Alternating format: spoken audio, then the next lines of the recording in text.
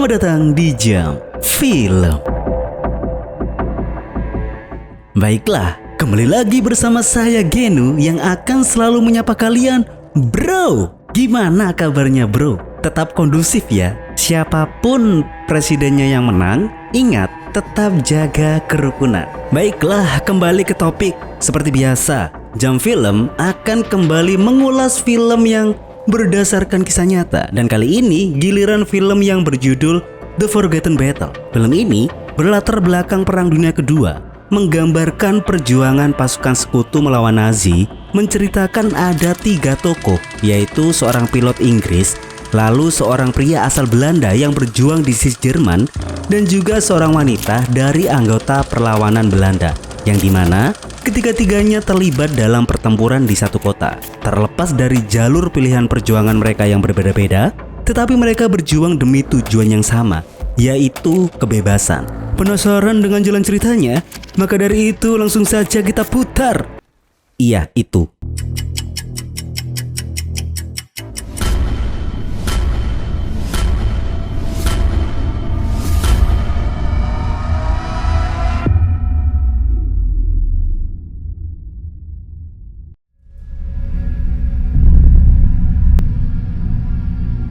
Film ini diawali dengan menampilkan peta Nazi pada masa Perang Dunia Kedua, hari ke-6 bulan Juni tahun 1944 di pertempuran Normandia. Setelah 2 bulan pertempuran sengit, Jerman terdesak oleh sekutu untuk mundur karena pasukan sekutu sangat membutuhkan pelabuhan untuk mendapatkan pasokan bagi pasukan mereka. Para pasukan sekutu terus menekan daerah kekuasaan Nazi hingga pada akhirnya melebar ke sisi sungai Scandit, yaitu jalur perairan yang ada di negara Belgia, penghubung antara kota Brussels. Tapi selama Jerman masih menguasai tempat tersebut, kota Antwerpen yang menjadi titik fokus tujuan pasukan sekutu tidak akan pernah tercapai. Namun pada saat itu, sebagian pasukan Jerman banyak yang menarik diri dari kawasan tersebut. Pada tanggal 5 September 1944, di provinsi Vlissingen, Zeeland di Belanda. Kota itu di hari itu sangat sibuk dengan orang-orang yang baru saja menerima pembebasan yang mereka rindukan dari tentara Nazi Jerman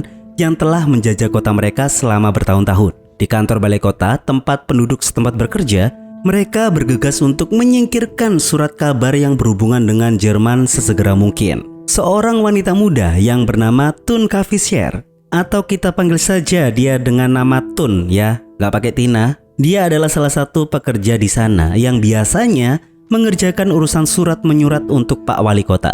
Lalu setelah itu, dia langsung pergi ke tempat kerja sahabatnya di sebuah toko kue yang bernama Jana.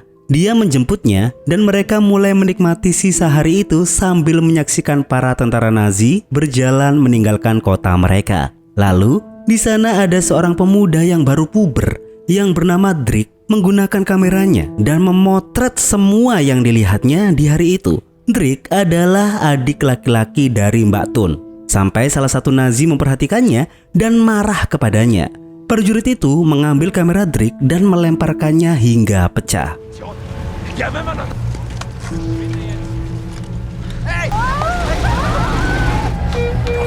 Dengan perasaan temperamen khas darah muda dan tanpa berpikir secara matang, Drick malah mengambil batu dan melemparkannya ke truk Nazi yang sedang melaju, hingga batu tersebut mengenai si pengemudi dan dia kehilangan kendali atas kemudinya, yang menyebabkan kejadian yang tak terduga dari rombongan Nazi yang mau pulang tersebut. Dengan begitu, Drick langsung lari menghindar dari tembakan para pasukan Nazi.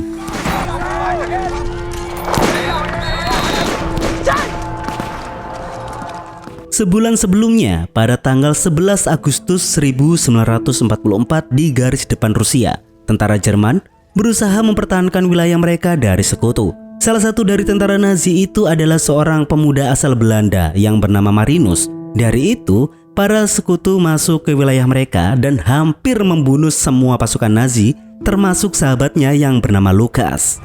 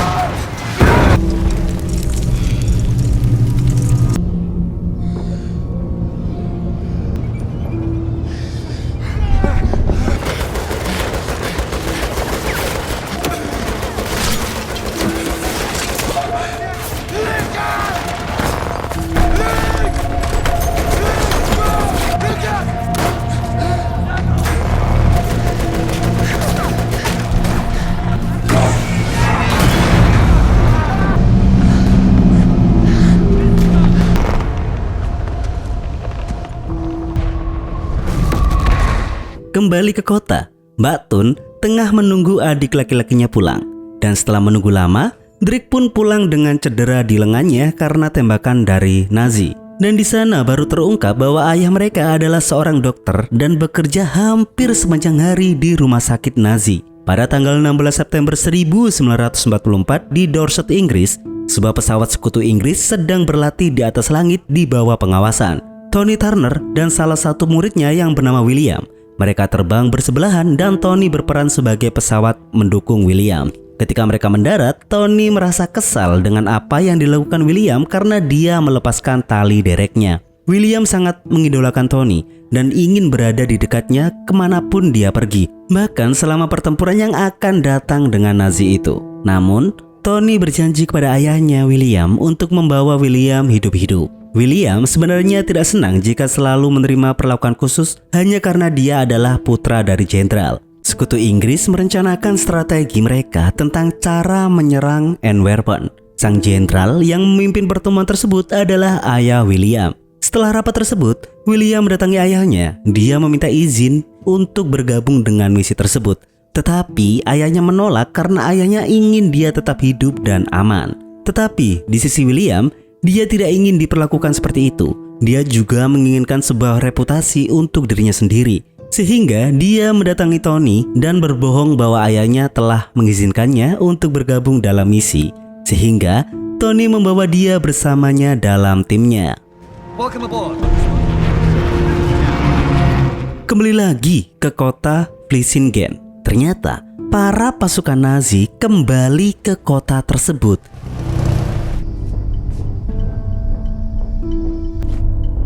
Duitsers zijn gewoon weer terug.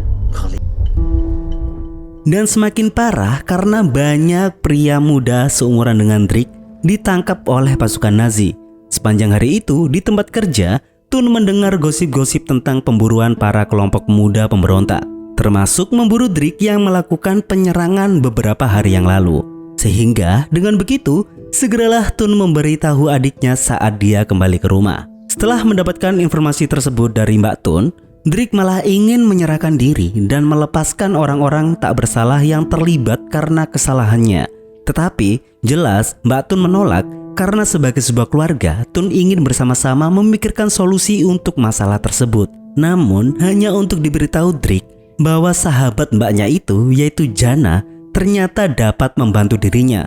Mbak Thun pun terkejut dengan hal tersebut karena dia tidak pernah mengira bahwa sahabatnya yaitu Jana yang dia kenal sebagai perempuan tanpa karisma dan yang lempeng-lempeng aja itu justru malah mengetahui sesuatu yang lebih dari dirinya.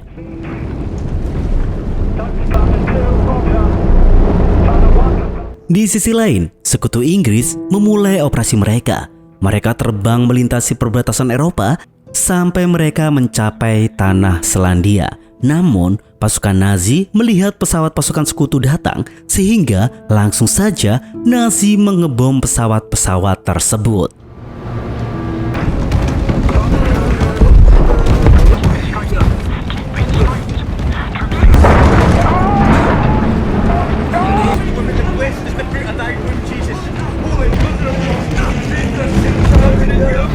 Dalam aksi itu, sayap kiri pesawat mereka rusak parah dan mereka harus mendarat. Terlebih lagi, Tony mengalami luka atas tembakan tersebut. Dia percaya hidup mereka kini di tangan William, sehingga William tanpa ada pilihan lain, dia melakukan pendaratan darurat yang berujung dengan benturan yang sangat keras.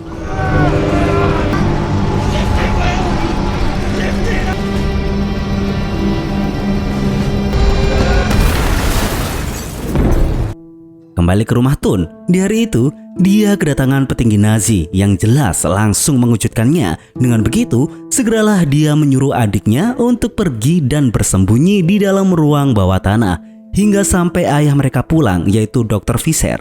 Di sana, sang pejabat itu meminta Dr. Fischer untuk menyuruh Drake menyerahkan diri ke kantor Nazi sesegera mungkin. Sagen Sie ihm doch.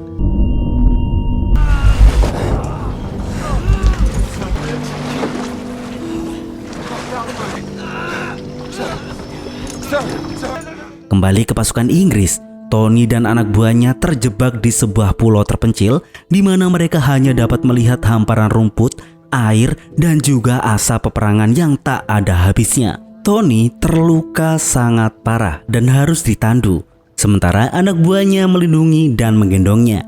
Di sana, mereka mencoba mencari tempat berlindung karena secara teknis para pasukan Nazi akan terus mencari mereka dan berpatroli.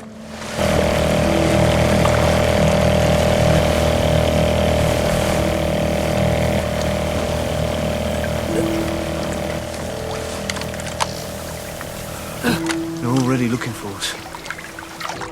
Lalu di hari itu kita diperlihatkan Tun dan juga ayahnya pergi ke kantor Nazi untuk meminta keringanan tentang kesediaan Drake yang bersedia menyerahkan diri. Ayahnya menginginkan dua hal dari Nazi terlebih dahulu untuk melepaskan para pemuda-pemuda yang tidak bersalah. Lalu yang kedua, si ayah minta Nazi untuk memberi Drake hukuman penjara seumur hidup pun tak masalah, alih-alih daripada hukuman mati. Dan kalau kalian ingat, di sana juga ada Marinus. Kini dia ditugaskan sebagai pasukan di balik meja, atau yang biasa kita sebut sebagai admin. Karena Marinus ini terluka cukup parah ya pada waktu itu. Dan lalu dengan begitu, sang petinggi pun menyetujuinya, dan setelah itu anak buahnya menangkap Drake di rumahnya.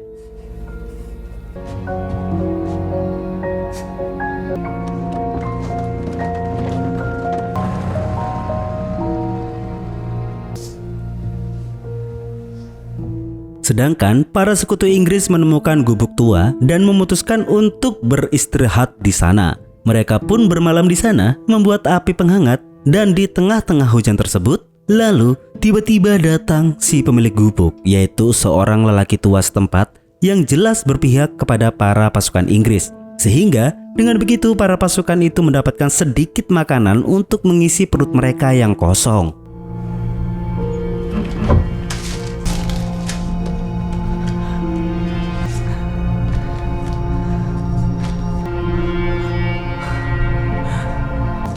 Mbak Tun kembali ke toko roti tempat Jannah bekerja. Dia datang tanpa emosi dengan mata sembab, yang secara otomatis Jannah tahu apa itu artinya. Dia mencoba menghiburnya. Lalu Tun juga menolak untuk memberikan beberapa foto yang Drake katakan padanya sebelum dia ditangkap untuk dikasihkan kepada Jannah.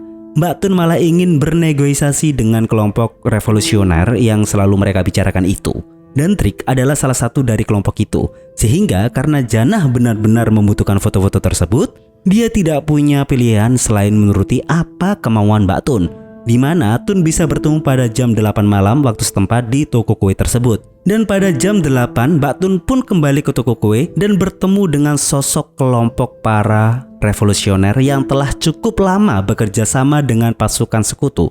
Drake memang ditugaskan untuk mengambil foto-foto penting untuk dikirim ke pasukan sekutu untuk mendapatkan strategi Nazi dalam upaya membebaskan Belanda dari penindasan Nazi. Mereka juga setuju bahwa mereka harus menyelamatkan Drake dari tangkapan Nazi, dan sebagai imbalannya, Mbak Tun harus bekerja untuk mereka. Dan karena dia bekerja di kantor balai kota, dia ditugaskan untuk bisa mencuri dokumen-dokumen Nazi dan barang-barang yang mereka perlukan untuk menunjang kemenangan mereka yang tengah bekerja sama dengan pasukan sekutu.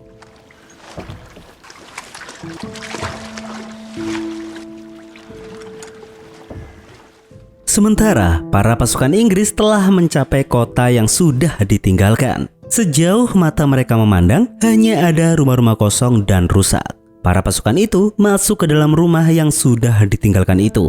Dan setelah geledah-geledah, para pasukan itu menemukan anggur tua yang pastinya rasanya sangat enak. Dan meskipun ada banyak ketidakpastian dan ketakutan di hati mereka, mereka masih bisa menikmati malam sambil menggoda satu sama lain, dan mereka pun tertawa bersama.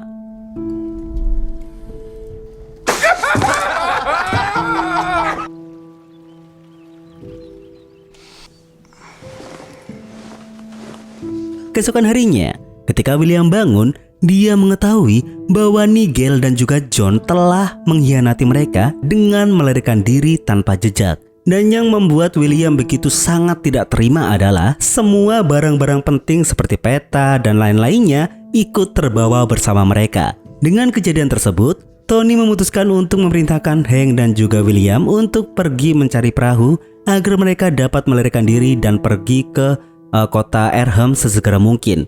William dan Hank pun meninggalkan Tony sendirian di rumah itu mencoba mencari perahu, tetapi mereka hanya kecewa dengan hasil nihil tersebut. Ketika mereka kembali ke rumah, mereka melihat ada perahu karet dari Jerman. Mereka pun masuk dengan cara mengendap-endap dan ya, ketika di dalam mereka menemukan tentara Nazi ada di sana. Menendang prajurit itu ke basement dan langsung saja William dan Nazi itu duel 1 lawan 1.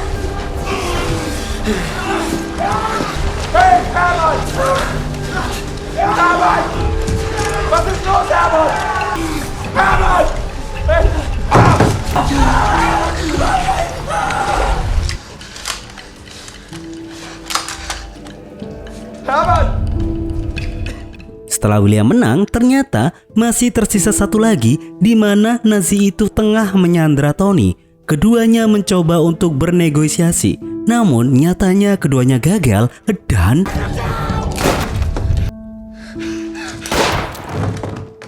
William pun membunuh 2 Nazi tersebut.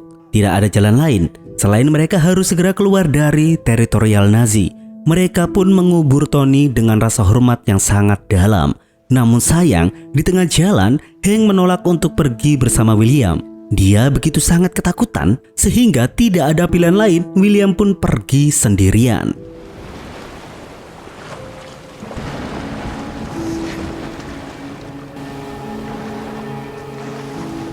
Kembali ke Mbak Tun, langsung saja dia menjalankan tugasnya, di mana dia langsung mencuri beberapa peta penting dan langsung memberikan peta itu ke Jana.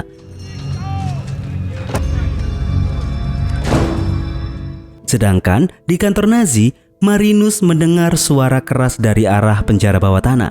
Drake memohon kepada Nazi untuk menghentikan penyiksaan yang mereka berikan kepadanya.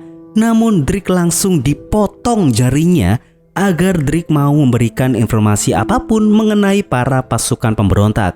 Semua hal itu terlihat jelas oleh Marinus. Dengan rasa bersalah di hatinya, Marinus menginformasikan hal itu kepada Mbak Tun untuk segera bergerak. Meskipun sangat berbahaya jika dia ketahuan bertemu dengan Tun, karena dia adalah bagian dari petugas yang tahu bahwa Drake akan dieksekusi, di mana petinggi Nazi itu ternyata telah ingkar janji kepada Dr. Fisher.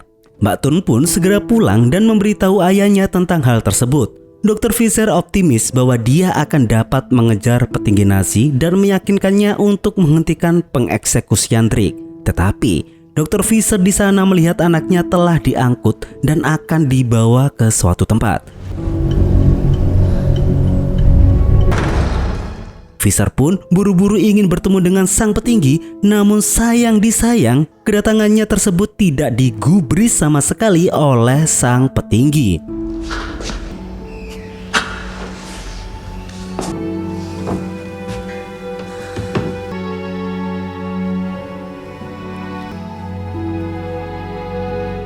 Tiga tawanan itu dibawa ke halaman luas. Mereka diikat di sebuah tiang dan Marinus adalah salah satu pasukan yang mendapatkan tugas sebagai eksekutor penembak. Marinus terlepas hatinya yang bersedih dan tidak mau menuruti Nazi, namun kembali lagi tidak ada yang bisa dia lakukan selain menuruti perintah atasan. Dan di detik itu juga Drake dan tawanan lainnya pun tewas.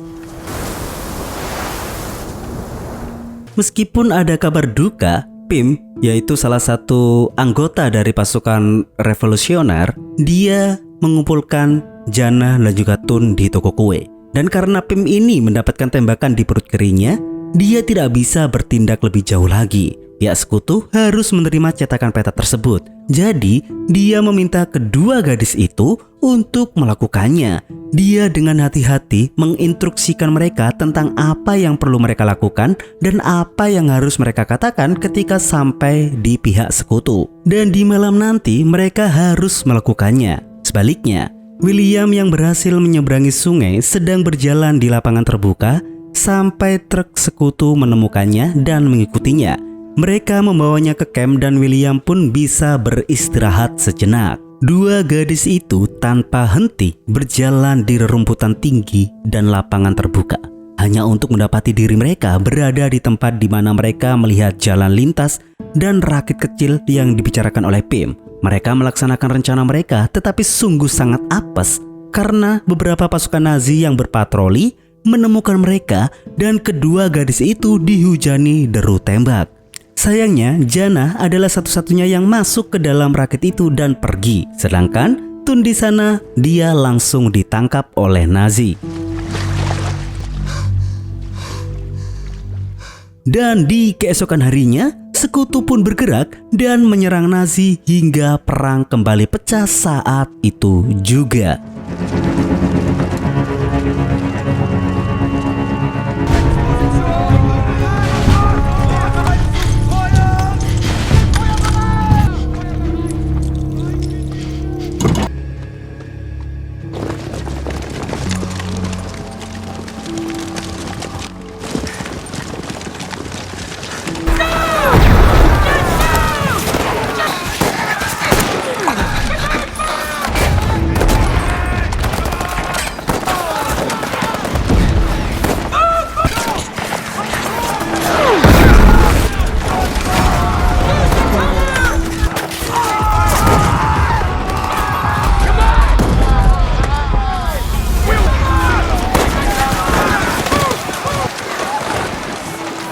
Suara tembakan yang tidak ada habisnya, tank, bom, dan juga pasukan jatuh sekarat menit demi menit.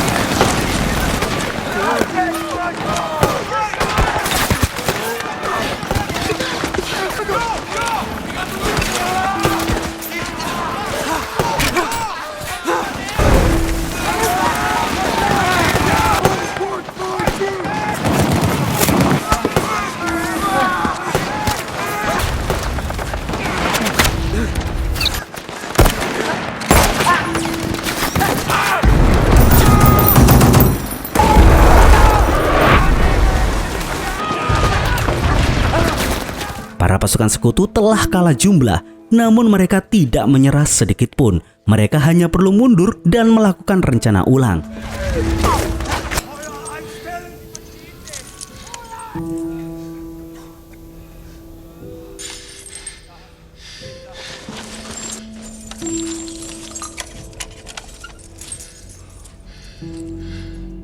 Sedangkan di sisi Jannah sungguh sangat beruntung, dia telah ditemukan oleh beberapa pasukan sekutu yang tengah berpatroli. William yang kehilangan harapan kembali ke camp.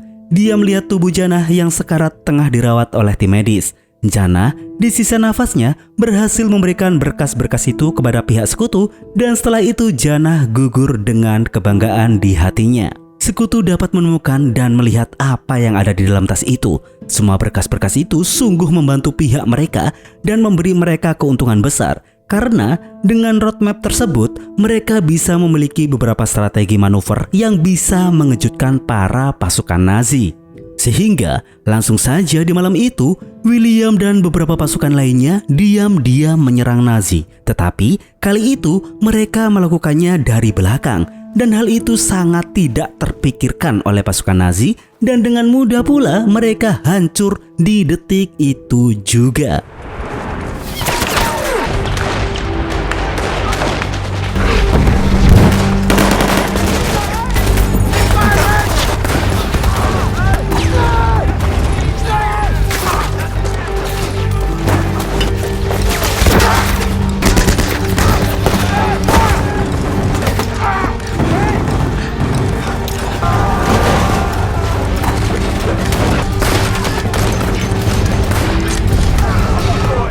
Sekutu mengalahkan sebanyak yang mereka bisa dan menyerbu wilayah itu sebanyak mungkin.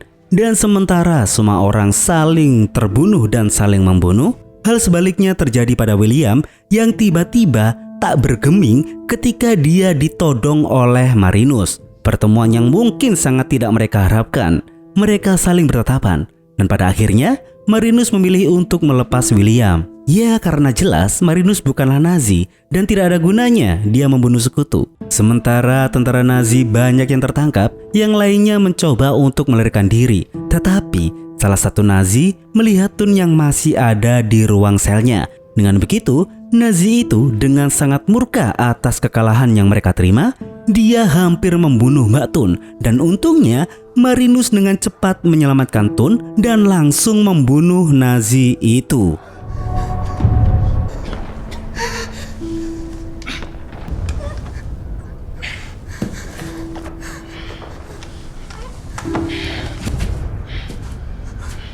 Marinus pun terseok-seok dengan luka tembak yang menembus perutnya.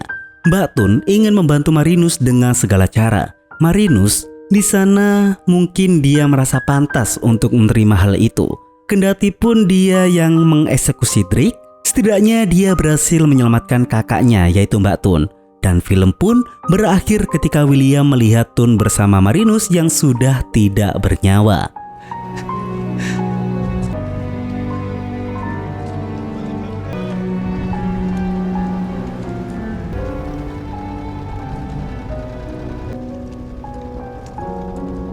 Pada tanggal 7 November 1944, kota tersebut dibebaskan dari Nazi. Kapal-kapal sekutu kini bisa mencapai pelabuhan Antwerpen. Dengan begitu, serangan terakhir terhadap Jerman bisa dimulai. Dan di pertempuran tersebut, sebanyak 3.231 sekutu, 4.250 Nazi, dan 2.283 warga sipil kehilangan nyawa. Dan pada tanggal 5 Mei 1945, Belanda berhasil dibebaskan. Inilah, bro, segelintir fenomena yang terjadi di Perang Dunia Kedua. Dan semua peristiwa tersebut didasarkan pada kisah nyata. Dan film pun tamat.